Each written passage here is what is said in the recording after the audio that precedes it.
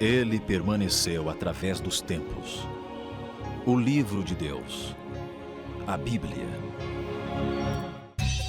A partir de agora, na sua TV F7, conheça um pouco mais. Isso aqui é outro tema que também, não dias, mas nós levaríamos aí pelo menos umas 4 horas para examinarmos esse escrito aí. Mas dentro desse escrito aí também tem coisas importantíssimas para a vida toda. O que tem de importante aí?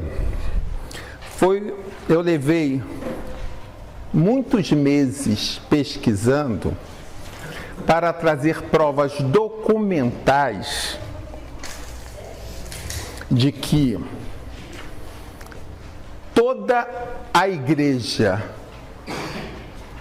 Católica sabe de sobra que o Salvador foi crucificado numa quarta-feira.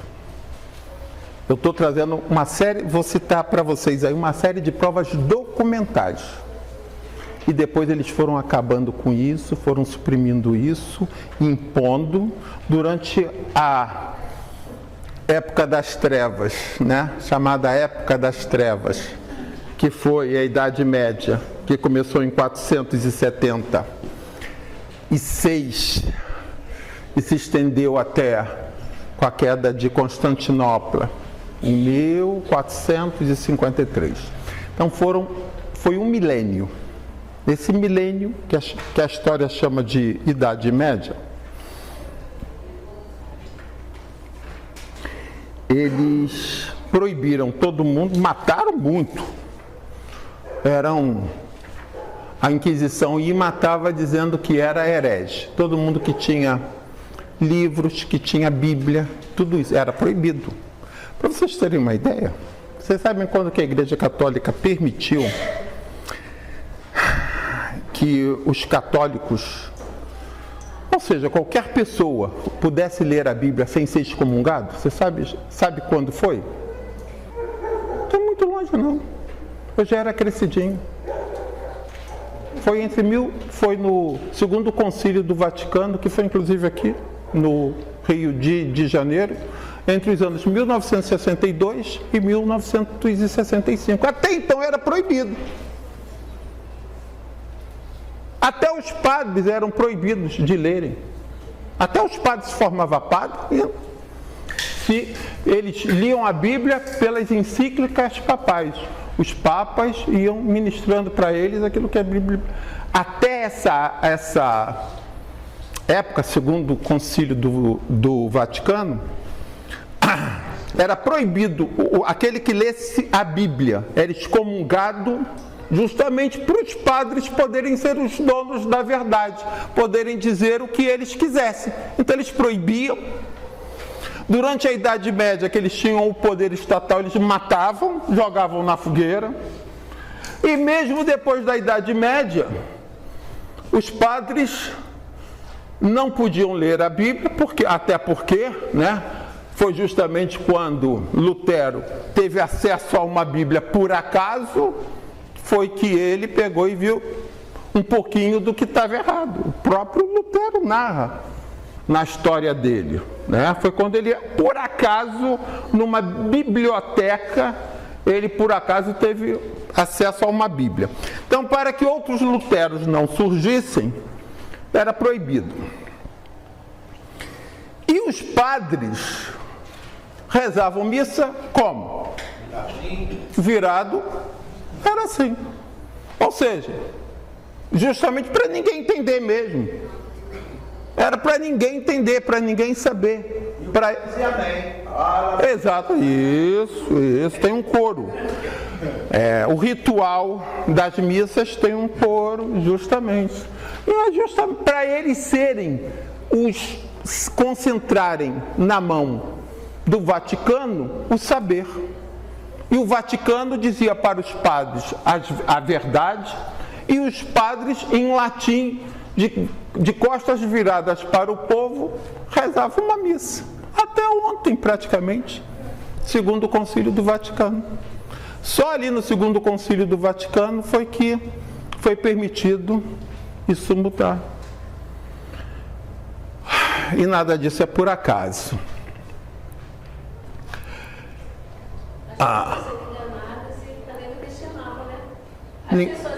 Isso, mas até hoje é tudo, o mundo todo é assim nos mais diversos assuntos, né? Por isso aqui no Brasil criou-se o ditado que diz: o bom cabrito não berra, ou seja, serve para tudo.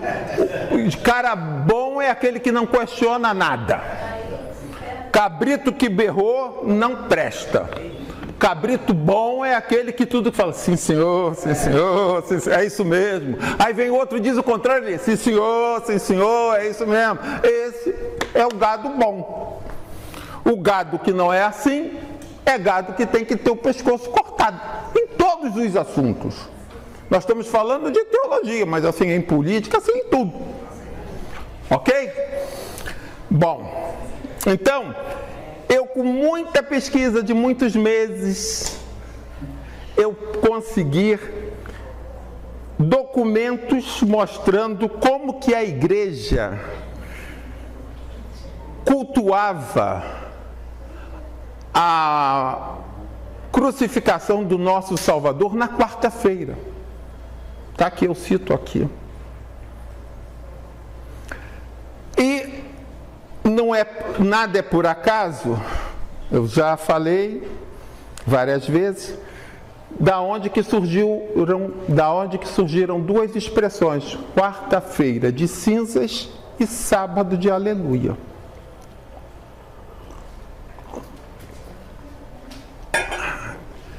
Cinzas, em toda a Bíblia, está ungida a morte.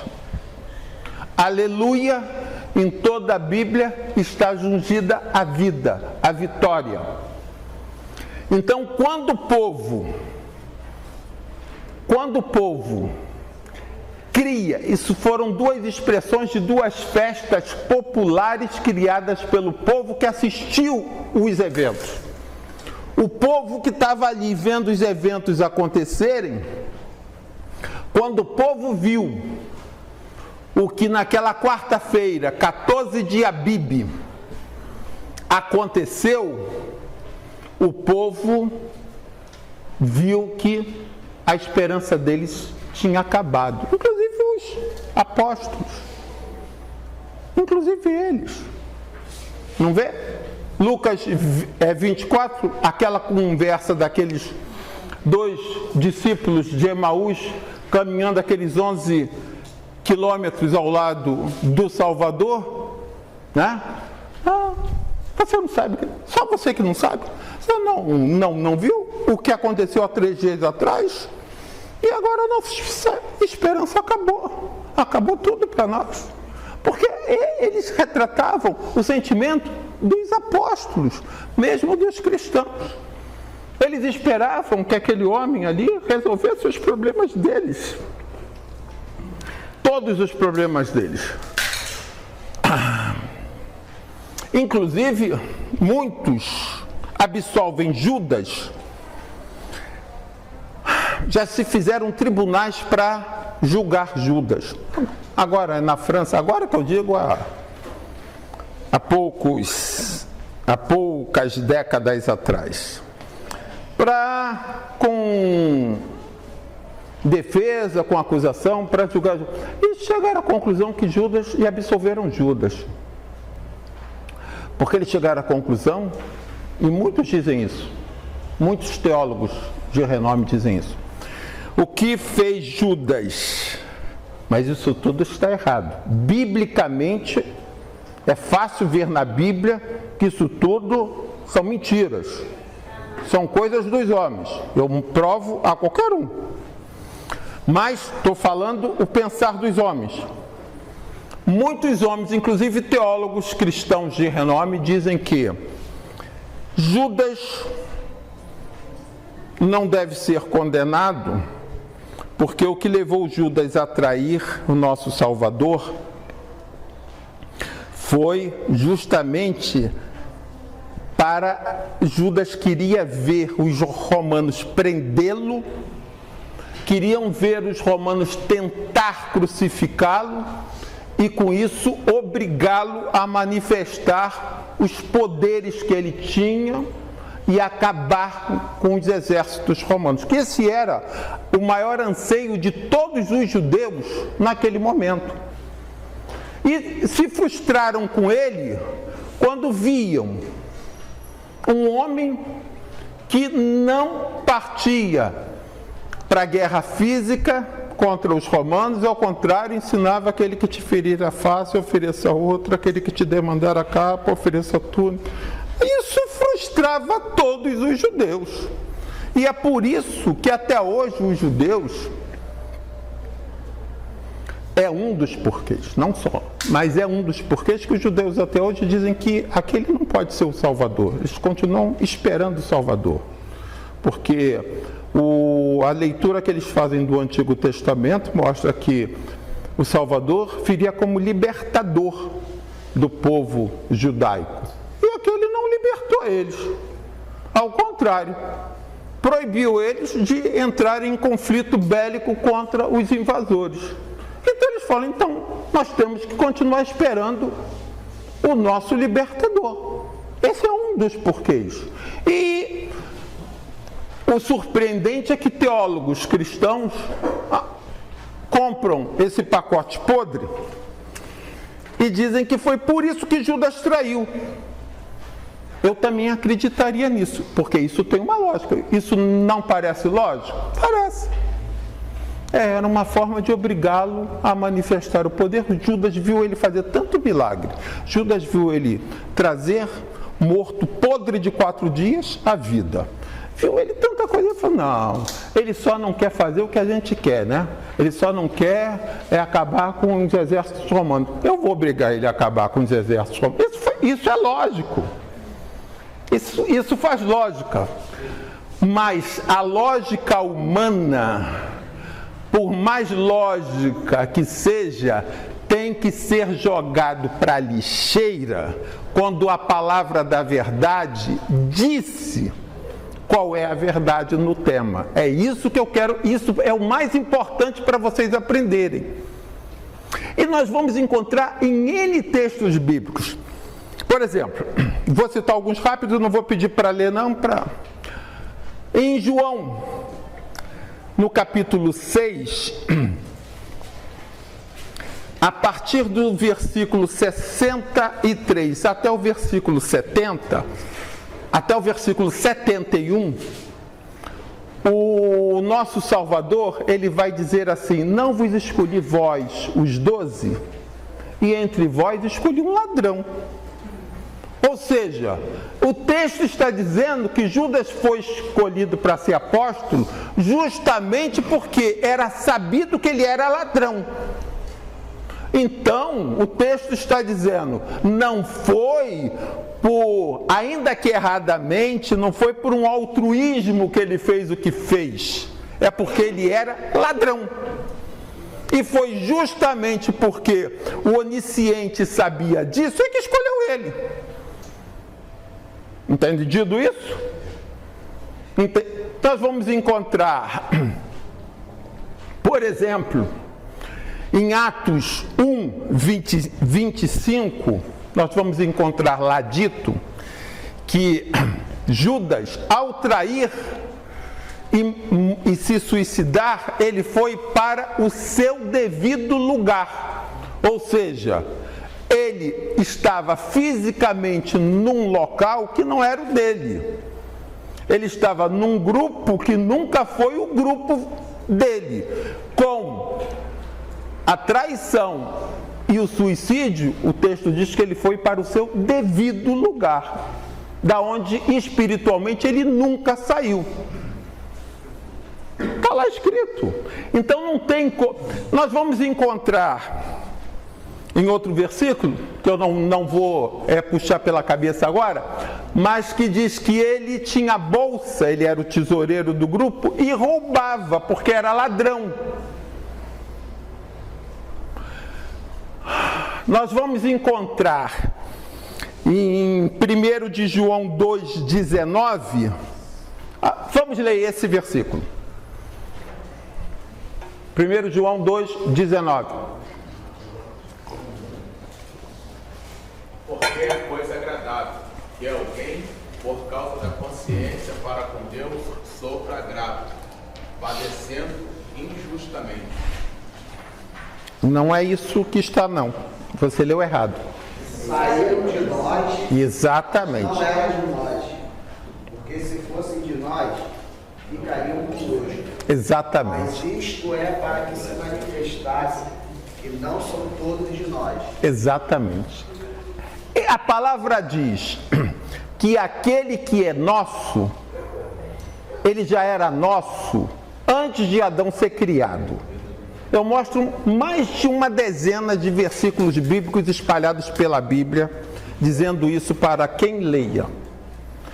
O que é filho da salvação, o que é filho do Calvário, teve o nome dele listado no livro do Cordeiro, conforme está lá em Apocalipse 5, do 1 ao 10, que ao contrário do que vocês aprenderam por aí, se pegar, risca o nome, bota o nome. A palavra da verdade está lá em Apocalipse 5, de 1 a 10. É um livro do qual, selado com 7 selos, que nem no céu nem na terra ninguém era encontrado digno de olhar para ele. Olha só, então até que o Cordeiro e diz, eu posso, não é? Porque com o meu, em outras palavras, vou parafrasear, não é exatamente isso que está escrito lá. Com meu sangue eu comprei esses homens que aí está escrito e com meu sangue eu escrevi, glorioso é o Pai. Está lá escrito. Então essa história de que naquele livro se tira nome, se apaga nome, se risca nome, se acrescenta nome, isso é para quem não conhece a Bíblia. Mas é porque Deus ele não sabe nada da frente. Isso é para pastores. Pastores adoram isso, que é para fazer medo nas ovelhas. Eu tenho uma neta de 4 anos. A maior alegria dela é quando ela me faz medo. Ela faz bu para mim, eu faço assim que eu estou com medo. Ela dá gargalhada. De pequenininha fazer medo no grandalhão. Isso para ela é uma alegria. E pastores adoram fazer bu, para as ovelhas. Para botar as ovelhas com medo. Que aí as ovelhas com medo vão obedecer qualquer bobagem que eles falarem. É por isso que dentro da igreja hoje tem mais gente com medo do inferno que para amor. Exatamente. Exatamente, as igrejas estão muito mais cheias de gente que tem medo do que de gente que tem amor. E aí está do jeito que está. É justamente por causa disso. Mas lá diz, e não é só lá não. Eu estou falando, eu cito mais de uma dezena de textos bíblicos para vocês. Mostrando que o livro dos Salmos foi escrito antes dele criar Adão. Antes dele criar Adão, ele sondou as minúcias dos corações de todos os homens que vão existir durante toda a eternidade. Minúcias de todos os corações, repito devagarzinho, de todos os homens que vão existir em toda a eternidade. E depois de sondar essas minúcias de todos os corações, eles viram todos aqueles que um dia iriam aceitar o calvário do filho dele. E ao ver isso, ele escreveu esses nomes num livro.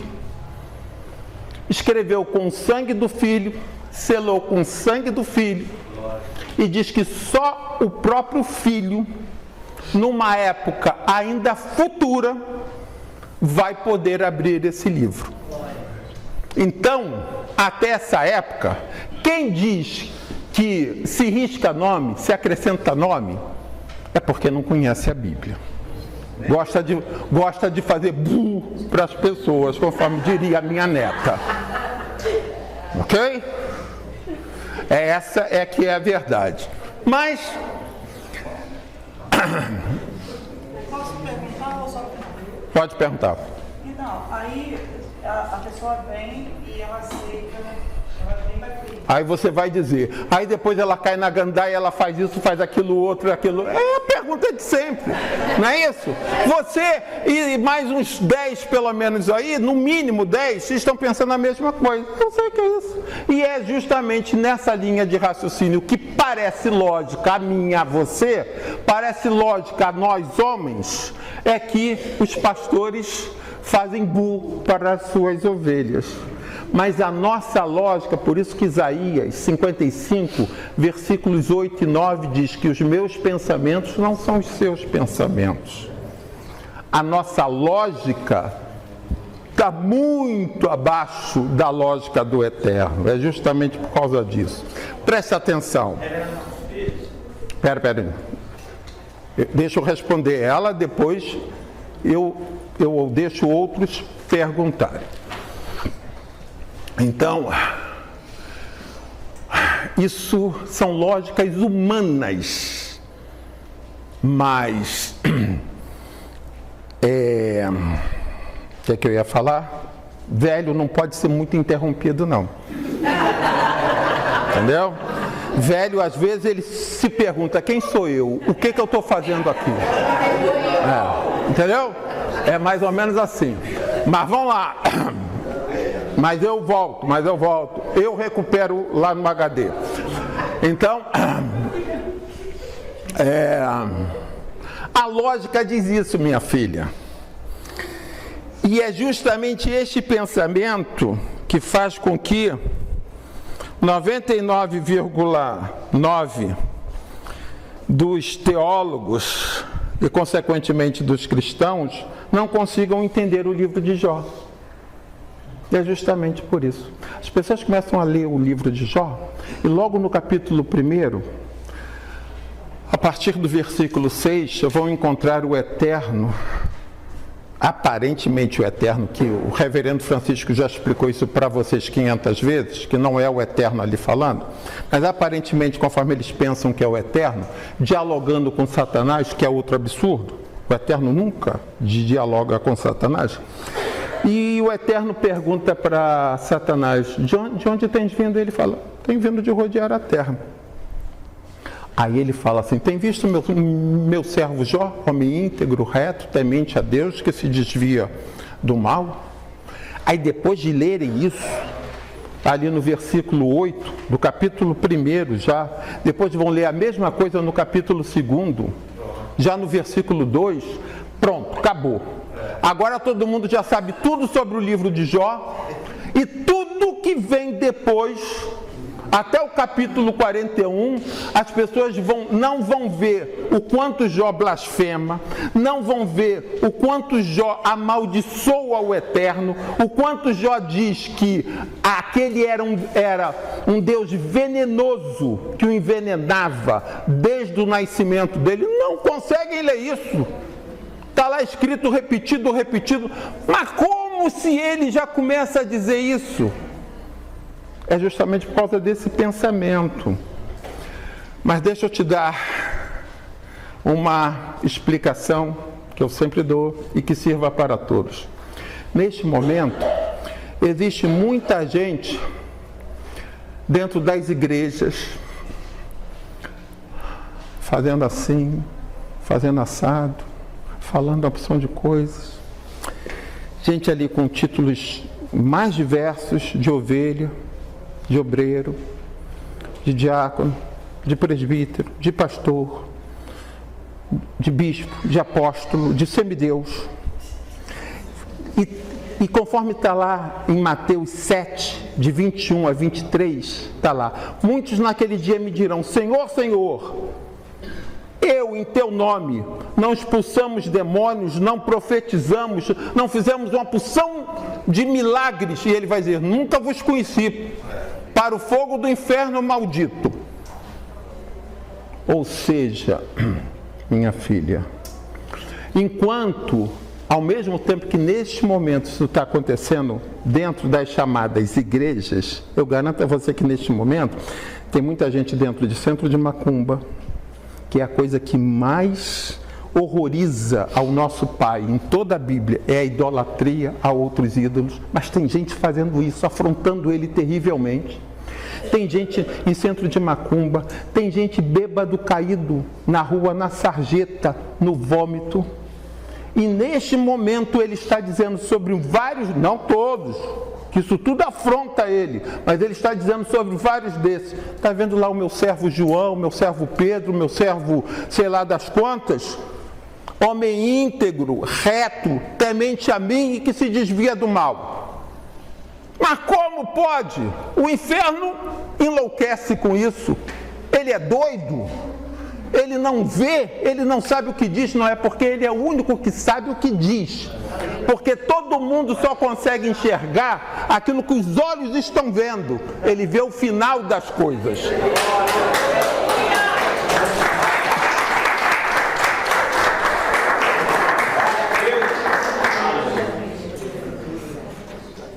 O nome dos filhos dele foi escrito no livro da vida, no livro da vida do Cordeiro, não pelo período tal, pelo período aquele outro, mas pelo período final de cada coração com relação ao Calvário do filho dele. E durante todo o período anterior, em que aquele coração está afrontando ele, está fazendo tudo aquilo que ele tem como afronta, mas ele conhece o final daquele coração. Aquele coração não sabe que o Eterno é pai dele, mas o Eterno sabe que aquele é filho dele. E sobre os filhos dele, ele não consegue dizer para ninguém, muito menos perante o inferno, essas palavras que foram ditas a Jó, quando Jó servia a Satanás, quando Jó servia a Baal, e mesmo assim, e é o que ele disse sobre Jó para o inferno, é o que ele diz sobre todos os filhos dele, independente da condição momentânea e atual dos filhos dele. Ele vai dizer sobre os filhos dele, é um homem íntegro, reto, temente a mim e que se desvia do mal. Entendeu o porquê, minha filha? Te respondi ou não? Daí dizer, aqueles que de antemão conhecia, ele também predestinou que conheceu. Eu estou falando, eu tenho mais de uma dúzia de versículos que eu poderia desfilar se o nosso tema fosse esse, mas não é. Restou alguma dúvida ainda? Não, tá fechado. Normalmente é assim. Mas normalmente é assim. Por isso que eu, quando começo a responder a um, eu já dou uma resposta mais longa, que eu já sei quais são as próximas que virão. Só para incluir, pelo que o senhor falou, sobre os frutos, tu conhece as árvores. É esse que também... mas mesmo os frutos podres momentâneos, ele também vai nos ensinar em Romanos 11, que ramos podres podem ser enxertados em outra videira e passar a dar outro tipo de fruto. E esses, ele sabe, repito, o fruto final que vai dar. Para ele, o final das coisas importa mais do que o início. Agora, que ninguém se predisponha propositalmente, conforme muitos e muitos, deixa eu ficar velho, não faça isso. Não faça isso, porque quem te escolheu sabe todas as minúcias dos teus pensamentos, do teu coração, muito antes de criar Adão. Então não faça isso. Tu é um idiota se você pensa isso. Você pode enganar nem aos homens, mas a ele não. Ok? Então, qual era o nosso assunto aqui, que eu já não sei? Jesus não morreu quarta-feira. Era quarta-feira, Então, não sei onde eu estava, mas eu consegui muitos documentos históricos que eu cito aí, para mostrar. Mas, além dos documentos históricos, que são volumosos,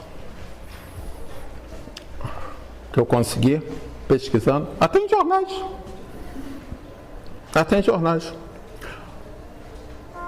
O importante, conforme eu disse no início aqui, não é o que homens escrevem Não é o que homens documentam, não é o que homens falam.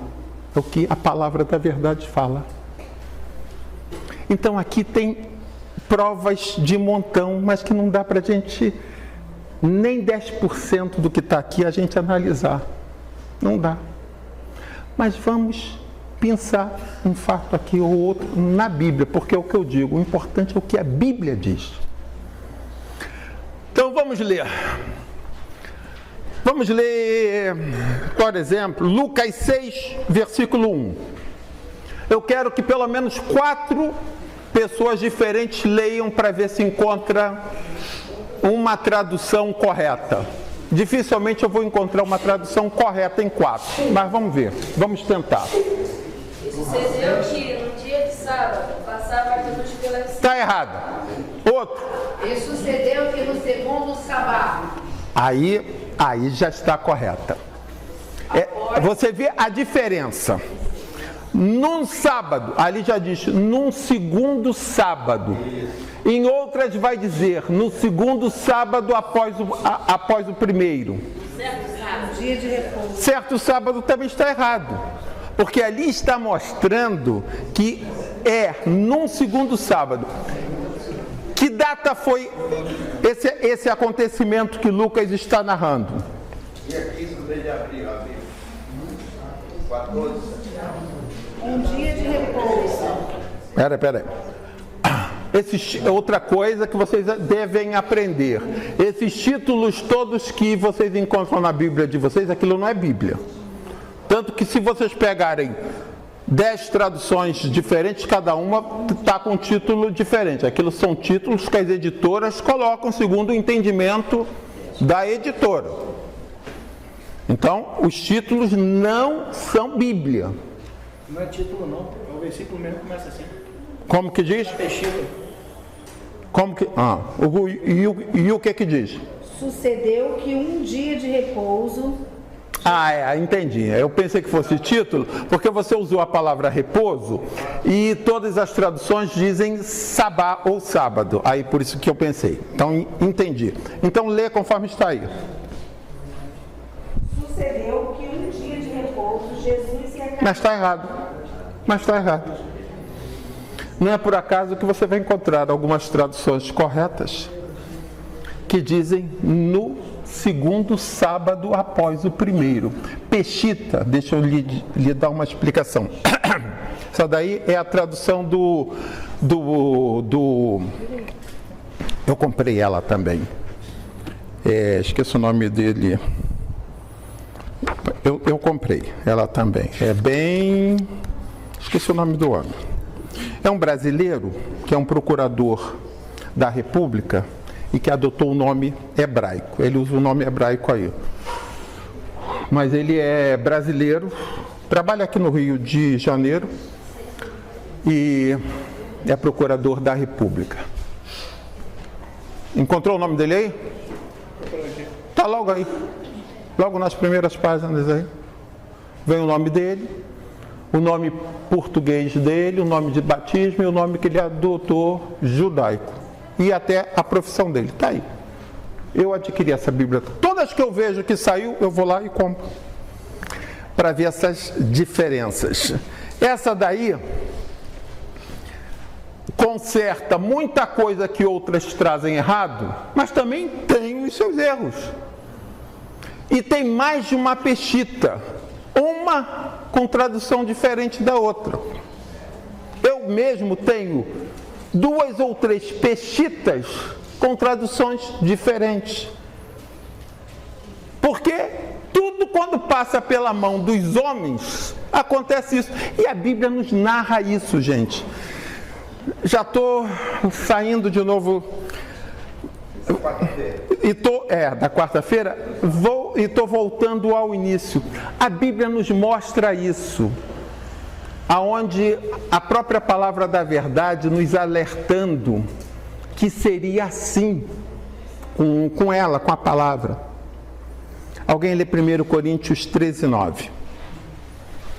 Porque em parte conhecemos e em parte profetizamos. Então, se em parte conhecemos, em parte profetizamos, a Bíblia está dizendo que mesmo quando há a profecia, que a Bíblia está chamando de profecia, ou seja, a revelação dada pelo Espírito Santo, ela, quando passa pelo homem, ela chega no homem integralmente, mas ela vai sair do homem em parte. Porque em parte o homem vai colocar aquilo que ele conhece. Não existe homem nenhum que se submeta inteiramente ao Espírito Santo. O homem que inteiramente se submeter ao Espírito Santo, ele não tem problema nenhum. O único que fez isso é o nosso Salvador.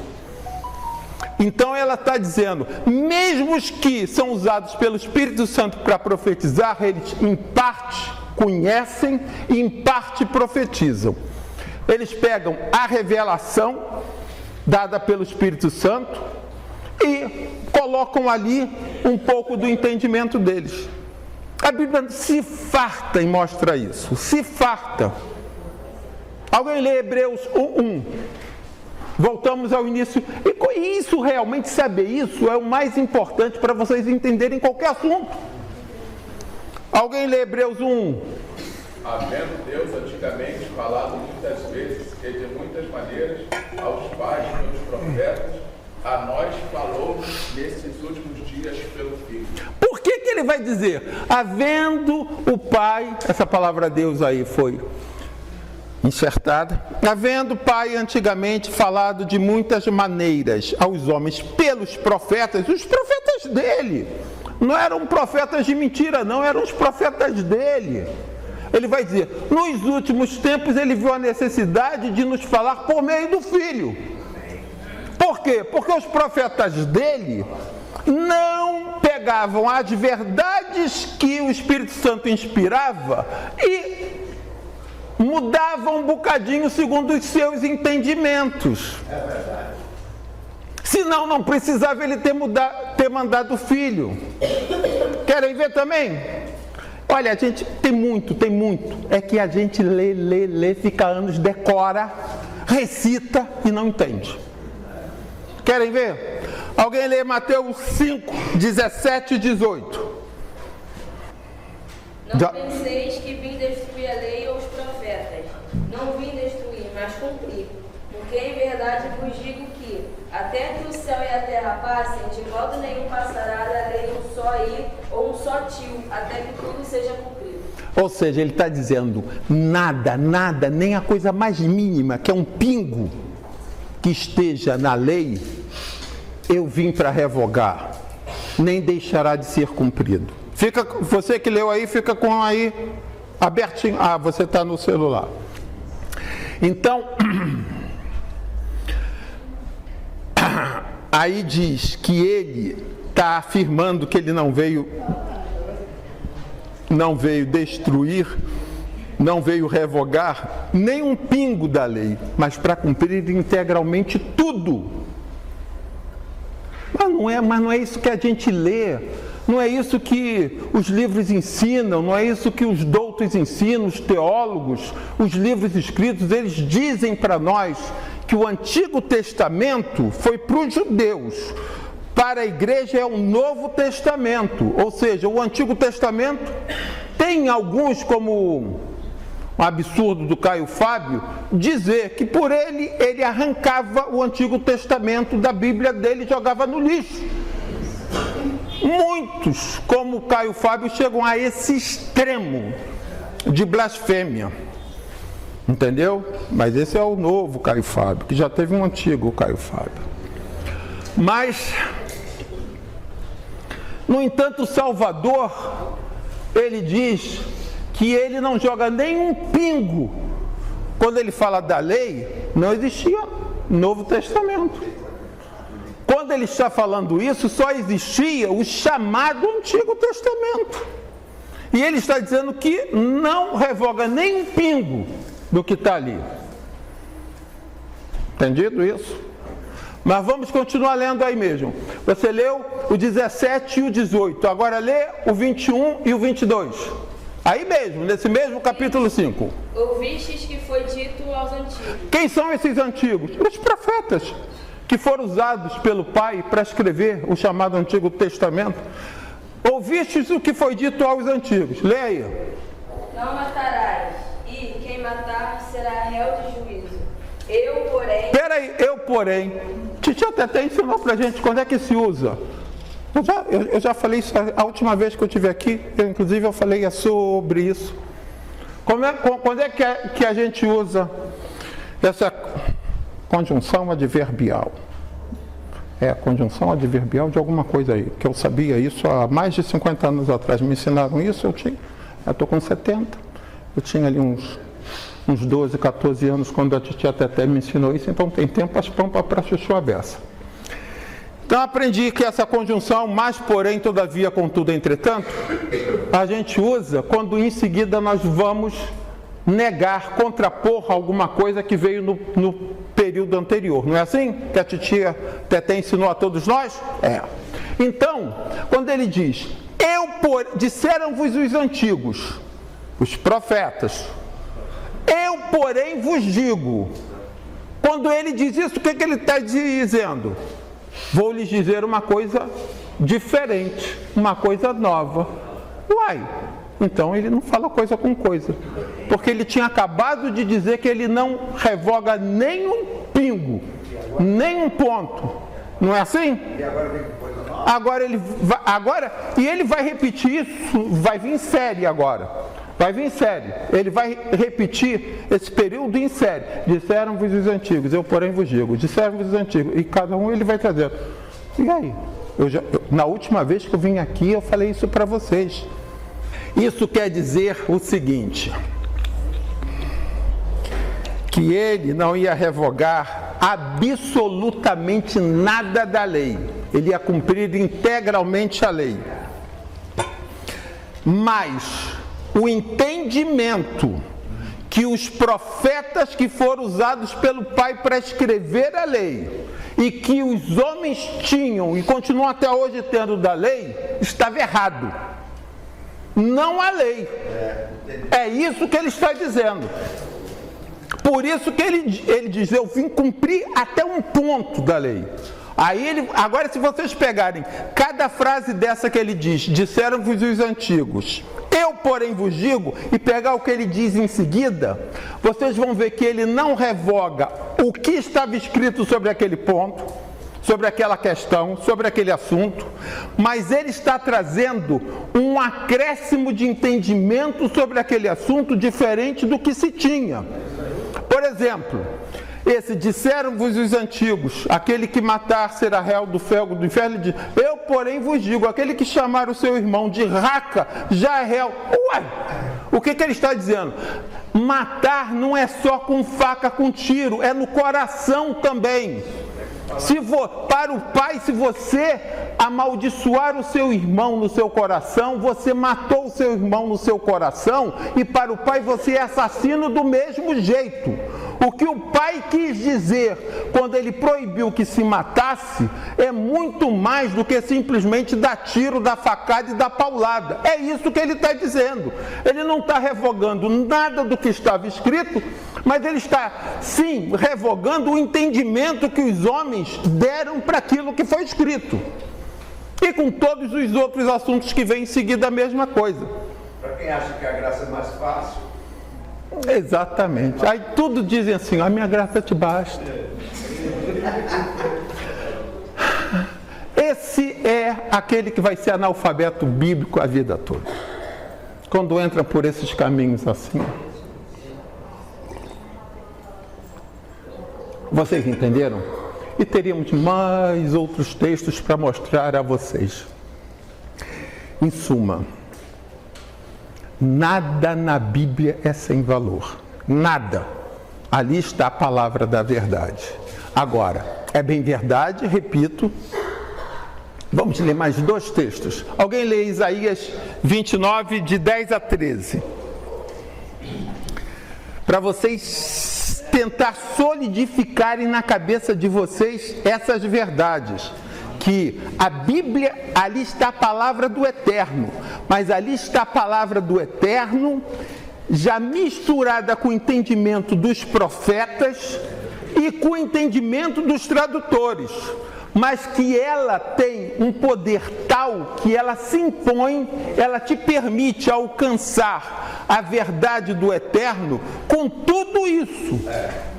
E é aí que você vê que somente a mão majestosa do Eterno seria capaz de fazer uma coisa dessa, com que a Bíblia se impusesse por si só, apesar de tudo que os homens fazem e continuam fazendo com ela. Eles não conseguem acabar com o núcleo de verdade que existe dentro dela. É isso, é assim é que eu vejo. A Bíblia grita quando alguma coisa não está batendo. Exatamente, mas para isso é preciso que alguém queira examiná-la com amor, com atenção. Se quiser, ela vai dizer. Se quiser, é de cada um. Eu pedi para ler Isaías 29, de 10 a 13. O Senhor trouxe sobre vocês um sono profundo, fechou os olhos de vocês, os profetas, cobriu a cabeça de vocês, os videntes. Os profetas, os videntes do Senhor, ele está dizendo, vocês não têm um entendimento do que está sendo revelado a vocês. Ele está dizendo. Inclusive usando o próprio Isaías, que é considerado um dos maiores profetas do chamado Antigo Testamento. Lê até o 13. Para vocês, todas essas visões não passam de palavras seladas. Para vocês. Eu estou dando visões a vocês, para vocês registrarem, mas para vocês isso tudo não passa como palavras de um livro selado. Tem revelação? Continua lendo, até o 13. Se vocês derem um livro a alguém em que saiba ler e dissessem, leia, por favor, ele responderá, não posso, está selado. Ou se vocês derem um livro a alguém que não saiba ler e lhe disserem, leia, por favor, ele responderá, não sei ler. Isso, ou seja, para aquele povo daquela época, não foi dada a revelação total da verdade, nem daquilo que era revelado a eles. Lê aí, passa uma folhinha e lê no capítulo 13, versículo 8, aí mesmo em Isaías. 38. Leram 29, agora lê o capítulo 38. Agora, vá, escreva isso em uma tábua para eles. Registre-o em um livro, para que nos dias vindouros, ou seja, a revelação do que vocês estão escrevendo agora, vocês estão recebendo a revelação agora, estão escrevendo agora, mas a revelação disso não é para agora, não é para vocês, nem quem recebeu e registra e nem quem lê, ok? Mas olha, tem muito. Abacuque 2, do versículo 2 ao 4, vai dizer a mesma coisa. Daniel 12, versículos 4, 9 e 13, vai dizer a mesma coisa para Daniel. E nós temos muitos versículos. É que o povo lê. Daniel 12, versículos 4, 9 e 13. Abacuque 2, versículos 2 e 4. Eu tenho uma listinha anotada na minha Bíblia. Então, ou seja, aquelas revelações que eram dadas para os profetas registrarem, eles recebiam, registravam, eles não entendiam, o povo não entendia. Entendeu? Até porque eles misturavam o que eles recebiam de perfeito com a imperfeição que eles tinham na cabeça deles. Entendido isso? Por isso que vocês vão encontrar o chamado Antigo Testamento cheio de expressões: Deus mata, Deus vai matar. E, no entanto, o Pai Eterno não mata ninguém. O chamado Novo Testamento vai nos esclarecer isso. Vocês vão encontrar uma série de expressões assim. sempre que o profeta era usado pelo pai para dizer, fulano vai morrer, aí eles registravam, Deus vai matar fulano. Eles recebiam a revelação correta e no entendimento deles, como tudo era feito pelo Eterno, então quando o Eterno avisava a eles, a cidade tal vai ser destruída e vai todo mundo morrer. Eles registravam, o Pai Eterno vai destruir e matar todo o povo da cidade tal. Era assim. Era a verdade misturada com a capacidade de entendimento do profeta. Então, nós temos que pegar o que está lá e analisar à luz do chamado, até dentro do próprio chamado antigo, quando você vê ali a diferença do registro de um profeta sobre o outro do mesmo tempo, você já tem a verdade. Quanto mais quando você chega no chamado novo, e aí você analisa tudo em conjunto. Daí porque foi o início da nossa explicação. Entendido? Aquelas 3 chaves hermenêuticas. Pois não. Aí a Bíblia diz, a lei foi dada a Moisés. A graça e a verdade. João 1,17. E vai, tem muito. Mas, ok, gente? Entendido isso? Eu estou dando chaves hermenêuticas para vocês analisarem qualquer assunto à luz da Bíblia. E não só o assunto A, B ou C. Então mostrei a vocês primeiramente a questão do nome, como que vocês extraem o nome, não pela boca de A, B ou C, mas pela própria Bíblia. Agora, vou tentar falar alguma coisinha sobre a questão da data de nascimento, da data da crucificação do nosso Salvador.